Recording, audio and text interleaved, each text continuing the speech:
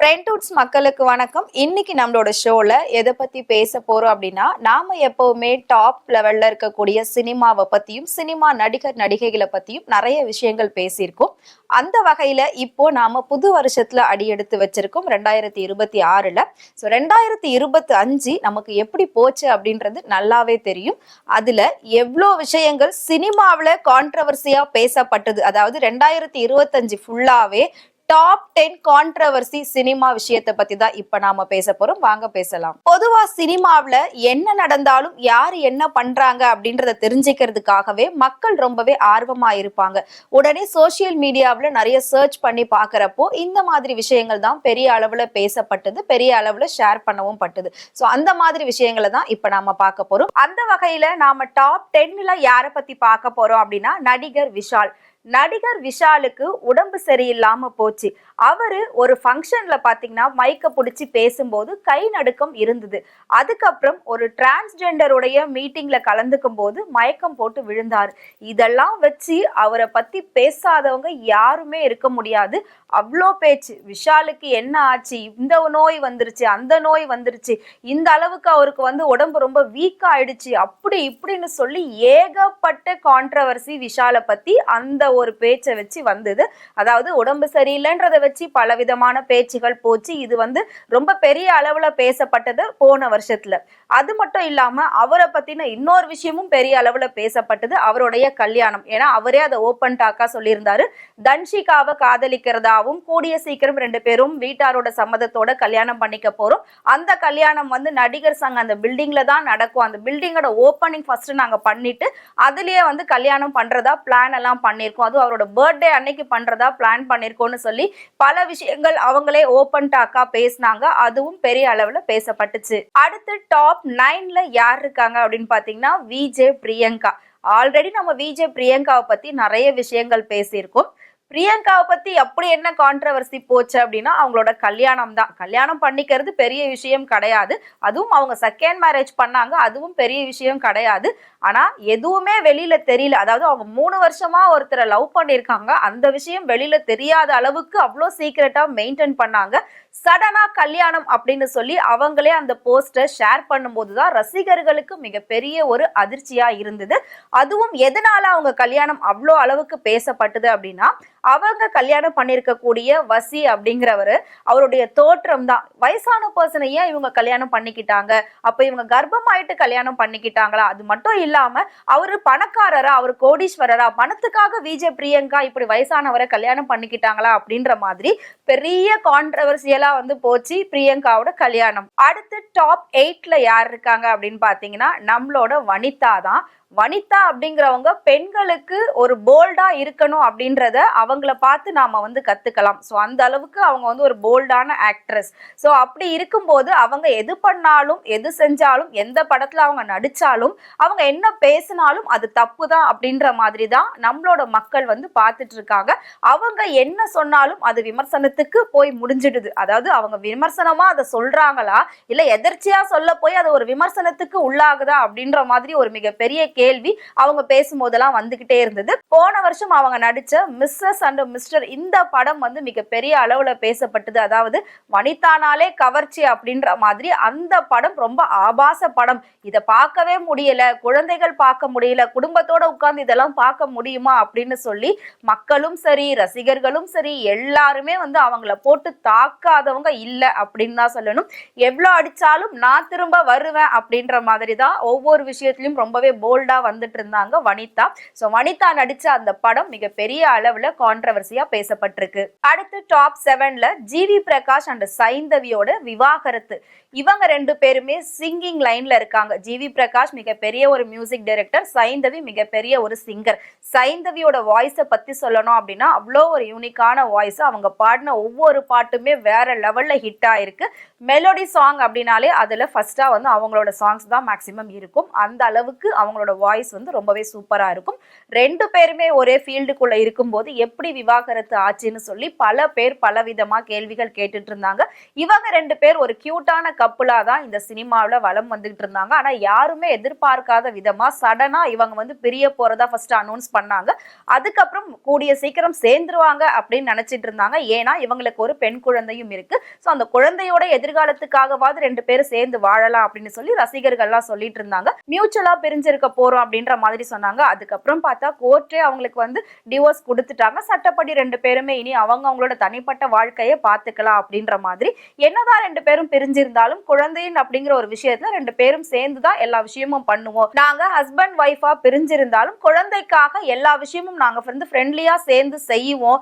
அவளோட ஒரு நல்லது கெட்டதுல நாங்க 2 பேரும் சேர்ந்து தான் இருப்போம். எப்பவுமே நாங்க வந்து ஒரு ஃப்ரெண்ட்ஸா இனிமேல் நாங்க எங்களோட ரிலேஷன்ஷிப்பை ஸ்டார்ட் பண்ணுவோம் அப்படின்லாம் வந்து அவங்க 2 பேருமே சொல்லியிருந்தாங்க. ரொம்ப டீசெண்டா அவங்க எந்த ஒரு பெரிய ரீசனும் ஒருத்தர் மேல ஒருத்தர் குற்றச்சாட்டுகள் வைக்காம சொல்லாம அழகா அவங்க வந்து பிரிஞ்சிட்டாங்க. சைலண்டா பிரிஞ்சாலும் ஹாய் பாய் சொல்லக்கூடிய அளவுல நாங்க இருக்கோம் அப்படின்னு சொல்லிட்டு போயிட்டாங்க. அடுத்ததா டாப் 6ல நாம பார்க்க போறது ஹன்சிகா மோத்வானி கைது அப்படின்ற ஒரு விஷயம் ரொம்பவே வைரலா ஸ்ப்ரெட் ஆச்சு.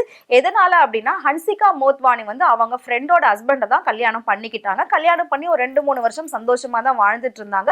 இருந்தாலும் ஹன்சிகாவுடைய ஆக்டிவிட்டிஸ், அவங்களோட ட்ரெஸ்ஸிங்ஸ், அவங்களோட கல்ச்சர் எதுவுமே வந்துட்டு அவங்க ஹஸ்பண்ட் வீட்டில் இருக்கிறவங்களுக்கு பிடிக்கல. அது மட்டும் இல்லாம ஹன்சிகா நாத்தனார் கொடுமை பண்ணதாவுமே மிகப்பெரிய பிரச்சனைகள்லாம் பெருசா பேசப்பட்டது. இதுக்கு நடுவுல ஹன்சிகா மோத்வானியும் அவங்களோட ஹஸ்பண்டும் விவாகரத்து பண்ண போறாங்க. 2 பேரும் பிரிஞ்சுதான் இருக்காங்க. அவங்க வீட்டுல தான் தனித்தனியா ஸ்டே பண்ணிருக்காங்க. ஹன்சிகா மேல வந்து நிறைய கம்ப்ளைண்ட் வந்து ரெஜிஸ்டர் ஆயிருக்கு. உடனே ஹன்சிகாவை கைது பண்ண போறாங்க. நாத்தனார் கொடுமை, வரதட்சணை கொடுமை, வன்கொடுமை அப்படின்லாம் சொல்லி கைது பண்ண போறதா ஒரு நியூஸ் வந்து பயங்கரமா ஸ்ப்ரெட் ஆச்சு. அது உண்மையிலே நடந்த ஒரு சம்பவம் தான். ஆனா அதுல வந்து அவங்க கைது ஆகல. மேபி அவங்களுக்குள்ள என்ன டிஸ்கஷன் போச்சு அப்படின்றது நமக்கு தெரியாது. பட் இந்த விஷயம் ரொம்பவே வைரலா போச்சு 2025ல. அடுத்ததா டாப் 5ல இருக்கக்கூடியவங்க நயன்தாரா, விக்னேஷ் சிவன். இவங்க 2 பேருக்குள்ள பெரிய அளவுல எந்த பிரச்சனையும் கிடையாது. 2 பேரும் வந்து ரொம்ப ஒரு அண்டர்ஸ்டாண்டிங் கப்பலா தான் இருந்துட்டு இருக்காங்க. பட் இவங்க மத்தவங்க கூட பிரச்சனை பண்றதுதான் மிகப்பெரிய ஒரு பிரச்சனையா பேசப்பட்டது. நயன்தாரா வந்துட்டு தனுஷ் கூட ஒரு பிரச்சனை பண்ணியிருந்தாங்க. அந்த 3 செகண்டுக்கான ஒரு வீடியோவை யூஸ் பண்ணதுக்கு 10 கோடி ரூபாய் அவர் அபராதம் போட்டு அதுக்கு இவங்க திரும்பவும் வந்து நோட்டீஸ் எல்லாம் அனுப்பி நிறைய பிரச்சனைகள் நடந்தது. அது எல்லாமே நீங்க கேள்விப்பட்டிருப்பீங்க. அதை தாண்டி விக்னேஷ் சிவன் வந்துட்டு ஒரு பாண்டிச்சேரியில ஒரு கவர்மெண்ட் ஹோட்டல்ல போயிட்டு ரேட்டு பேசினாரு. அந்த அளவுக்கு அவங்க வந்து போயிட்டாங்களா அப்படின்ற மாதிரி எல்லாரும் கேலி கிண்டலா அவங்கள பேசினாங்க. அந்த விஷயம் பெருசா பேசப்பட்டது. அது எல்லாத்தையும் தாண்டி நயன்தாரா வந்துட்டு மூக்குத்தி அம்மன் 2 படத்துல நடிச்சிட்டு இருக்காங்க. சோ அந்த படத்துடைய பூஜை நடந்தது. அந்த பூஜைக்கு பல ஹீரோயின்ஸ் வந்திருந்தாங்க. அதாவது பழைய ஹீரோயின்ஸ் எல்லாம் வந்திருந்தாங்க. அதுல மீனாக்கும் நயன்தாராவுக்கும் ஒரு சில மனக்கசப்பான விஷயங்கள்லாம் போயிட்டு இருந்தது. மீனா நயன்தாராவை தாக்கி பேசுறது, நயன்தாரா மீனாவை தாக்கி பேசுறது, அந்த மாதிரி இவங்க 2 பேருக்குள்ள மிகப்பெரிய ஒரு பிரச்சனை போச்சு அந்த பட பூஜையில. அதாவது நான் தானே மெயின் கேரக்டர், ஆனா என்ன மாதிரியே எல்லாருமே மெயினா வந்தாங்க, நீனா நான் என்ன பண்றது அப்படின்ற மாதிரி நயன்தாரா ஃபீல் பண்றதா ஒரு போஸ்ட் எல்லாம் போட்டிருந்தாங்க. அதுக்கு பல பேர் பாத்தீங்கன்னா மீனாக்கு தான் சப்போர்ட் பண்ணி போட்டிருந்தாங்க. சோ இது மாதிரி விஷயமும் பெரிய அளவுல போன வருஷம் பேசப்பட்டிருக்கு. அது வரைக்கும் நல்ல ஹீரோயின் அப்படின்னு பேர் எடுத்துக்கிட்டு இருந்த நயன்தாரா அந்த மூக்குத்தி அம்மன் 2 பட ஷூட்டிங்ல எல்லாம் ஆட்டிடியூட் காட்டுறாங்க. சோ இப்ப ஆட்டிடியூட் காட்டக்கூடிய ஹீரோயின்ஸ்ல நம்பர் 1 பிளேஸ்ல நயன்தாரா தான் இருக்காங்க. அந்த அளவுக்கு இப்ப அவங்க ரொம்ப திமிர் வந்துருச்சு. ஆடியன்ஸ் அவங்க யாருமே வந்து மதிக்கிறது இல்ல. அசிஸ்டன்ட் டைரக்டர் வந்து சொல்றதை கேட்கறது இல்ல. டைரக்டர் சொல்றதையும் அவங்க கேட்கறது கிடையாது. இது எல்லாத்தையும் தாண்டி ரசிகர்களையே அவங்க வந்து இக்னோர் பண்ணிட்டு போறாங்க அப்படின்னு பல பிரச்சனைகளுக்கு ஆளானாங்க நயன்தாரா. அடுத்ததா டாப் 4ல இருக்கக்கூடியது சமந்தாவுடைய கல்யாணம் தான். சமந்தா இப்பதான் ரீசெண்டா கல்யாணம் பண்ணாங்க. ஆனா அதுக்கான பேச்சு போன வருஷம் ஃபுல்லாவே போச்சு அப்படின்னு தான் சொல்லணும். சமந்தா மும்பைல போயிட்டு செட்டில் ஆயிட்டாங்க. அங்க பாலிவுட்ல வெப் சீரிஸ் பண்ணியிருந்தாங்க. அந்த வெப் சீரிஸ் டைரக்டர் ராஜ் நிடிமோர்வை தான் அவங்க வந்து இப்போ லவ் பண்ணி கல்யாணம் பண்ணியிருக்காங்க. பட் அவங்க லவ் பண்ணும்போது யாரும் சமந்தாவை வந்து எதிர்த்து பேசல, அவரையும் எதிர்த்து பேசல. ஆனா சமந்தாக்கு சட்டப்படி டிவோர்ஸ் ஆயிடுச்சு, அவங்க சிங்கிளா இருந்தாங்க. பட் ராஜ் நிடிமோர் வந்துட்டு அவருக்கு ஏற்கனவே கல்யாணம் ஆயிடுச்சு, குழந்தைங்க இருக்காங்க. பட் அவர் வந்து டிவோர்ஸும் பண்ணல, பிரிஞ்சுதான் இருக்காங்க. இந்த சமயத்துல சமந்தா போயிட்டு அவர் கூட சேர்ந்து இருக்கிறது நல்லது இல்ல, அவங்களுக்குன்னு ஒரு லைஃப் இருக்கு அப்படி இப்படின்னு சொல்லி பல பேர் பலவிதமா அவரை பத்தி தான் பேசினாங்களே தவிர சமந்தாவை பத்தி யாரும் பேசல. பட் ராஜினிடிமோருக்கு ஆல்ரெடி டிவோர்ஸ் ஆயிருக்கு. அவங்க 2 பேர் ஹஸ்பண்ட் ஒய்ஃபா இல்ல. சோ அவர் டிவோர்ஸ் பண்ணிட்டு தான் சிங்கிளா இருந்து நிறைய படங்கள்லாம் பண்ணிருக்காரு. அதாவது டிவோர்ஸ் ப்ராசஸ் நடக்கும் போதுதான் இவர் வந்து வெப் சீரிஸ் ஸ்டார்ட் பண்ணிருக்காரு. கோர்ட்ல கேஸ் நடந்துட்டு இருக்கு. அப்போ அது இன்னும் ஸ்ட்ராங்கா டிவோர்ஸ் ஆனதுக்கு காரணம் சமந்தா அப்படின்னு வந்து நிறைய பேர் சொல்லிட்டு இருந்தாங்க. ஏன்னா அந்த ஷூட்டிங் அப்பதான் இவங்க 2 பேருக்குள்ள லவ் ஆச்சு. இந்த லவ்னாலதான் அவங்கள அவர் வேணான்னு சொல்லி கண்டிப்பா டிவோர்ஸ் வேணும்னு சொல்லி பண்ணிட்டாரு. இல்லாட்டி சேர்றதுக்கான வாய்ப்பு இருந்திருக்கும் அப்படின்னு நிறைய பேர் சொல்லியிருந்தாங்க. பட் எது எப்படி போனாலும் தமிழ் ரசிகர்கள் வந்து சமந்தா ஹாப்பியா இருக்கணும். ஏன்னா நாக சைத்தன்யா உடனே இன்னொரு கல்யாணம் பண்ணிட்டு அவரு ஹாப்பியா இருக்காரு. ஆனா சமந்தா வந்து நிறைய பிரச்சனையில மாட்டிருக்காங்க. ஹெல்த் வைஸா இருக்கட்டும் அண்ட் மென்டலி இது எல்லாமே பாத்தீங்கன்னா அவங்களுக்கு பயங்கர ஸ்ட்ரெஸ் டிப்ரெஷன்ல இருக்காங்க. அவங்களோட அப்பா இறந்தாங்க. அதுக்கப்புறம் அவங்களுக்கு ஹெல்த் இஷ்யூஸ் இருந்தது. அப்புறம் அவங்க சிங்கிளா இருக்கேன் தனியா இருக்கேன் அப்படின்னு சொல்லி நிறைய போஸ்ட் எல்லாம் அவங்க ரொம்ப சோகமா போட்டிருந்தாங்க. இதெல்லாம் பார்த்த ரசிகர்கள் நீங்க வந்து உங்களுக்கு எது பிடிச்சிருக்கோ நீங்க ஹாப்பியா அதை செய்யுங்க.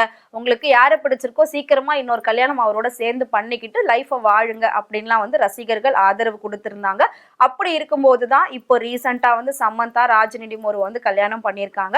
இவங்களோட கல்யாணமும் மிகப்பெரிய அளவுல பேசப்பட்டது. நார்மலாவே செலிபிரிட்டி கல்யாணம் அப்படின்னா அது பேசப்படும். ஆனா சர்ச்சையாவும் பேசப்பட்டது நல்ல விதமாவும் பேசப்பட்டது அப்படின்னா அது வந்து சமந்தாவோட கல்யாணம் தான். அடுத்ததா டாப் 3ல நம்ம யாரை பத்தி பார்க்க போறோம் அப்படின்னா வாட்டர் மெலான் ஸ்டார் திவாகர் தான். இவரை இப்போ சினிமால டச் பண்ணாம இருக்கவே முடியாது. ஏன்னா இவருக்கான இடத்தை இவரே உருவாக்கிக்கிட்டாரு அப்படின்னு தான் சொல்லணும். சோ இவரு ஒவ்வொரு நடிகர்கள் பத்தி பேசின விதம், இவர் பண்ணதை தான் சூர்யாவே காப்பி பண்ணதா இவர் சொன்ன அந்த வாட்டர் மெலான் சீனு தாங்க பெரிய அளவுல பேசப்பட்டது. வாட்டர் மெலான் ஸ்டார் அப்படின்னு இப்ப வந்து மக்கள் சொல்லும் போதே அந்த ஆக்ஷனோட தான் வந்து சொல்றாங்களே. அந்த அளவுக்கு அவர் வந்து மக்கள் கிட்ட எல்லா விஷயத்தையும் கொண்டு போய் ஸ்டஃப் பண்ணிட்டாரு அவரை பத்தி அப்படின்னு தான் சொல்லணும். அது எல்லாத்தையும் தாண்டி அவரு பிக் பாஸ்குள்ள ஃபர்ஸ்ட் கண்டஸ்டன்டா உள்ள வந்தாருல, அங்க நின்னாரு அப்படின்னு சொல்லி பல பேர் பல விதமா அவரை பத்தி பேசினது நெகட்டிவானது எல்லாமே அவர் பிக் பாஸ் வீட்டுக்குள்ள போயிட்டு கொஞ்சம் பாசிட்டிவா மாத்தி இருந்தாரு. இப்போ தனக்கான ஒரு இடத்தை அவரே வந்து பதிச்சிட்டாரு இந்த சினிமாவில் அப்படின்னு தான் சொல்லணும். ஸோ அந்த அளவுக்கு பேசப்பட்ட ஒரு தனி நபர் அப்படின்னா அது வந்து வாட்டர் மெலான் ஸ்டார் திவாகர் தான். ஸோ இப்போ அவர் வாட்டர் மெலான் சாப்பிட்ட அந்த சீனை தாண்டி தமிழ்நாட்டின் நடிப்பு அரக்கன் அப்படின்ற மாதிரி எல்லாரையும் சொல்ல வச்சுட்டாரு. அந்த அளவுக்கு ஒவ்வொரு விஷயமும் அவர் வந்து யூனிக்கா பண்ணிட்டு இருக்காரு. அதெல்லாம் பார்க்க கோமாளித்தனமா இருந்தாலும் நம்மளோட மக்கள் வந்து அவருக்குன்னு ஒரு இடத்த கொடுத்துதான் வச்சிருக்காங்க. அவர் பண்ற விஷயங்களும் ட்ரெண்ட் ஆகிக்கிட்டு தான் இருக்கு. ஸோ 2025ல இவரை பத்தி பெரிய அளவுல பேச வச்சுட்டாரு. அடுத்ததா டாப் 2ல கண்டிப்பா நீங்க வந்து நினைப்பீங்க ஏன் இன்னும் இவரை பத்தி பேசல, அப்ப இவர் வந்து டாப் 10ல இல்லையா அப்படின்னு கண்டிப்பா நினைப்பீங்க. எஸ், மாதம்பட்டி ரங்கராஜ் அண்ட் ஜாய் கிறிசல்டா இவங்களோட கேஸ் தான் மிகப்பெரிய அளவுல போன வருஷம் ஃபுல்லாவே பேசப்பட்டது. திடீர்னு ஜாய் கிறிசல்டா வந்து கல்யாண போட்டோஸை வெளியிட்டாங்க. அதுக்கப்புறம் பிரெக்னண்டா இருக்கிறதா சொன்னாங்க. அப்புறம் அவங்க 2 பேர் சேர்ந்து எடுத்துக்கிட்ட போட்டோஸ் வீடியோஸ் அதை எல்லாத்தையும் லீக் பண்ணாங்க. அது மட்டும் இல்லாம ஓய் பொண்டாட்டி அப்படின்னு அவர் ரொமான்டிக்கா பேசின அந்த வீடியோவை பார்ட்டா வெளியிட்டு இருந்தாங்க. பார்ட் 1, பார்ட் 2, பார்ட் 3 இந்த மாதிரி அவங்க வந்து வெளியிட்டு இருந்தாங்க. அந்த வீடியோவும் பயங்கர ட்ரெண்ட் ஆச்சு, அது வேற விஷயம். பட் இவங்க 2 பேருக்குள்ள நடந்த அந்த பிரச்சனைய பேசாதவங்களே இருக்க முடியாது. பேசாத மீடியா இல்ல, பேசாத பத்திரிகை இல்ல, பேசாத நியூஸ் இல்ல, பேசாத பொதுமக்கள் இல்ல. அந்த அளவுக்கு வந்து பேச வச்சுட்டாங்க. ஒரு பொண்ணை ஏமாத்தி எப்படி கல்யாணம் பண்றதுன்னு ஒரு சில தரப்பினர் ரங்கராஜை பார்த்து கேட்டாங்க. ஒரு பொண்ணுக்கு கொஞ்சம் கூடவா தெரியாது அவர் ஏற்கனவே கல்யாணம் ஆகி ஒரு குடும்பத்துல இருக்காரு, ஒரு மனைவி குழந்தைகளோட இருக்காரு. அப்படி இருக்கும்போது இவங்க எப்படி 2வது கல்யாணத்துக்கு ஒத்துக்கிட்டாங்க, பண்ணது இல்லாம குழந்தை வேற பெத்துக்கிறதுக்கு எப்படி சம்மதிச்சாங்க அப்படின்னு சொல்லி இன்னொரு பக்கம் நிறைய பேர் ஜாய் கிறிசல்டாவை வந்து திட்டுறதும் பேசுறதும்.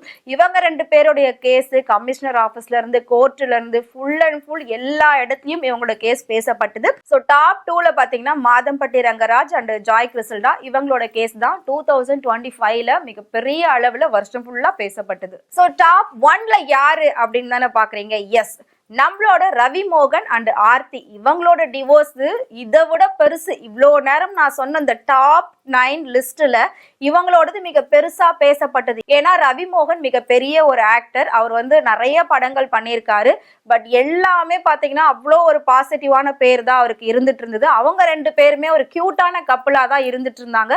சடனா ஆர்த்தி வந்து அவங்களோட இன்ஸ்டா பேஜ்ல இருந்து ரவி மோகன் கூட இருந்த எல்லா போட்டோஸையும் டெலீட் பண்ணதுக்கு அப்புறம் தான் இந்த பிரச்சனை வெடிக்க ஆரம்பிச்சது. சோ இவங்க ரெண்டு பேருக்குள்ள பிரச்சனை போனதே வந்துட்டு பாத்தீங்கன்னா அதுக்கப்புறம் தான் வெளியே தெரிய ஆரம்பிச்சது. பட் ரவி மோகன் எந்த ஒரு கில்ட்டி ஃபீலிங்குமே இல்லாம ஸ்ட்ரெயிட்டா என்னோட கேர்ள் ஃப்ரெண்ட் தான் எனக்கு முக்கியம், நான் வந்து கெனிஷா கூட தான் இருக்க போறேன், இனி எனக்கு ஆர்த்தி வேணாம் அப்படின்னு சொல்லி டைரக்டாவே சொன்னது ரசிகர்கள் மத்தியிலும் சரி பொதுமக்கள் மத்தியிலும் சரி மிகப்பெரிய ஒரு பரபரப்பை ஏற்படுத்துச்சு. எப்படி ஒரு ஆக்டர் இப்படி பண்ண முடியும், இவங்க இப்படி பண்றதுனால தானே ரசிகர்களும் கெட்டு போவாங்க அப்படின்னு சொல்லி பல பேர் எவ்வளவு விஷயமா பேசியிருந்தாங்க. பட் எதுக்குமே செவி சாய்க்கல. அவரு நான் பண்றதுதான் பண்ணுவேன், இனிமேல் நான் வந்து அவங்க கூட வாழ மாட்டேன், இவங்க தான் வந்து எனக்கு இனிமேல் எல்லாமே, இவங்க வந்து என் லைஃப்ல எனக்கு கிடைச்ச மிகப்பெரிய ஒரு பொக்கிஷம், ஸோ நான் அவங்க கூட தான் இருக்க போறேன்னு சொல்லி அவங்க ரெண்டு பேரும் சேர்ந்து லிவ்இன்ல இருந்துட்டு இருந்தாங்க. அதுக்கப்புறம் ரெண்டு பேரும் சேர்ந்து ஐஸ்வரி கணேசன் சாரோட வீட்டு கல்யாணத்துல அவங்க வந்து கலந்துக்கிட்டாங்க. கலந்துக்கிட்டதுல அவங்க கல்யாணத்தை பத்தி பெருசா பேசினாங்களோ இல்லையோ, சோ இவங்க ரெண்டு பேருமே மேட்சிங்கா பேரா ஹஸ்பண்ட் ஒய்ஃப் மாதிரி ட்ரெஸ் போட்டுட்டு போய் அங்க உட்கார்ந்ததுதான் பெரிய அளவுல பேசப்பட்டது. பட் எது எப்படி போனாலுமே அதுக்கப்புறம் அவங்க ரெண்டு பேரும் நிறைய ஃபங்க்ஷன்ஸ்ல கலந்துக்கிட்டாங்க. பட் எங்க போனாலுமே மேட்சிங்கா ட்ரெஸ் போட்டுட்டு கை கோர்த்துட்டு தான் போனாங்க. இதை பார்க்கக்கூடிய ஆர்த்தி என்ன பண்ணாங்க அப்படின்னா தொடர்ந்து ரவிமோகன் மேல பல குற்றச்சாட்டுகளை வச்சிருந்தாங்க. சடனா ரவிமோகன் என்ன பண்ணிட்டாரு, அவரும் பிரஸ் மீட் எல்லாம் கொடுத்து இவங்க வந்து என்ன இவ்வளவு டார்ச்சர் பண்ணாங்க, ஆர்த்தியும் அவங்க அம்மாவும் சேர்ந்துட்டு என்ன ஃபுல்லா கண்ட்ரோல் எடுத்தாங்க, வீட்ல இருந்து நான் செருப்பு கூட இல்லாம வெளியில வந்துட்டேன். சோ அப்படி இருக்கும்போது ரெண்டு பேருமே மாத்தி மாத்தி குடும்பத்துல நடக்கக்கூடிய சின்ன சின்ன பிரச்சனைகள்ல இருந்து பெரிய பெரிய பிரச்சனைகள் வரைக்கும் மீடியாவில பேச ஆரம்பிச்சுட்டாங்க. அவங்க மட்டும் பேசினது இல்லாம எல்லாரையும் சேர்த்து பேச வச்சுட்டாங்க. சோ மொத்த தமிழ்நாடே பாத்தீங்கன்னா இவங்க ரெண்டு பேரோட டிவோர்ஸ் தான் பெருசா பேசினாங்க. பட் எல்லாரும் சொன்ன விஷயம் என்ன அப்படின்னா அவங்களுக்குன்னு ரெண்டு பசங்க இருக்காங்க, அந்த குழந்தைங்களுக்காகவாது ரெண்டு பேரும் சேர்ந்து வாழலாமே, ஏன் இந்த பொண்ணு வந்து இப்படி உங்களோட லைஃப்ல வந்து விளையாடணும் அப்படின்னு சொல்லி பல பேர் கெனிஷாவையும் திட்டினாங்க. ஆனா அவங்க எதையுமே காதுல வாங்கிக்கல. அவங்க ரெண்டு பேரும் வந்து மாத்தி மாத்தி குற்றச்சாட்டு வைக்கிறதுலே தான் இருந்தாங்க. சோ ரெண்டு பேருமே இப்ப வந்து முழுக்க முழுக்க தனித்தனியா இருந்துட்டு இருக்காங்க. ரவிமோகன் கெனிஷா கூட தான் லிவ்இன்ல இருந்துட்டு இருக்காரு. ஆர்த்தி அவங்களோட பசங்களை பார்த்துட்டு அவங்க லைஃப் அவங்க வந்து வாழ்ந்துட்டு இருக்காங்க. பட் இன்னும் ரெண்டு பேரோட கேஸ் வந்து கோர்ட்ல நடந்துட்டு இருக்கே தவிர இன்னும் அவங்களுக்கான அந்த சட்டப்படி பிரிதல் டிவோர்ஸ் அப்படின்றது இன்னும் வரல. மேபி அது இந்த இயர்ல நடக்கிறதுக்கான வாய்ப்பு இருக்கு அப்படின்னு சொல்லி பல பேர் சொல்லிட்டு இருக்காங்க. சோ நம்ம அதை வெயிட் பண்ணி பார்க்கலாம். சோ சினிமாவில் 2025ல நடந்த சுவாரஸ்யமான டாப் 10 விஷயங்களை தான் இந்த வீடியோல நாம பார்த்தோம். இதுல உங்களுக்கு எது ரொம்ப பிடிச்சது, நீங்க அதிகமா போன வருஷத்துல எதை பத்தி பேசியிருக்கீங்க கேட்டிருக்கீங்க அப்படின்றத மறக்காம எங்களுக்கு கமெண்ட் பாக்ஸ்ல கமெண்ட் பண்ணுங்க. இதே மாதிரி சினிமாவை பத்தியும் சினிமா நடிகர் நடிகைகளை பத்தியும் நிறைய இன்ட்ரெஸ்டிங்கான டாப் 10 விஷயங்கள் தெரிஞ்சுக்கணும் அப்படின்னு நினைச்சீங்கன்னா மறக்காம ஃப்ரெண்ட் டூட் சேனலை ஃபாலோ பண்ணிக்கோங்க.